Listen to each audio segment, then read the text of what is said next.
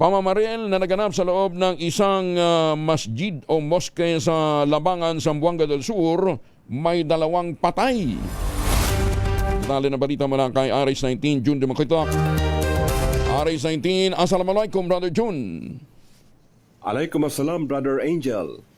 2 lalaki ang walang kalaban-labang pinagbabaril habang taimtim na nagdarasal sa loob ng isang masjid o moske sa barangay Aper Sangan, Labangan, Zamboanga del Sur. Sa report mula sa Labangan MPS, sakay na isang kulay itim na kotse ang 2 gunmen na diretsyong pumasok sa loob ng masjid at pinaputukan sa likurang bahagi ang 2 biktima, isang 65-year-old at isang 45-year-old na pawang negosyante ng barangay Sangan. Mabilis namang tumakas sa mga suspek habang agarang dinala sa ospital ang 2 biktima na pawang sa likurang bahagi ng kanilang katawan ang entry points ng mga bala at tineklarang dead on arrival.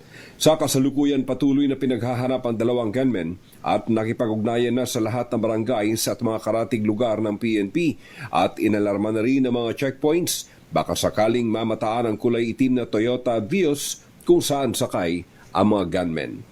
Mula sa Central Mindanao, RH19, June Dumakutak, DZRH, una sa Pilipinas, una sa Pilipinas. Sukran, June. Maraming salamat.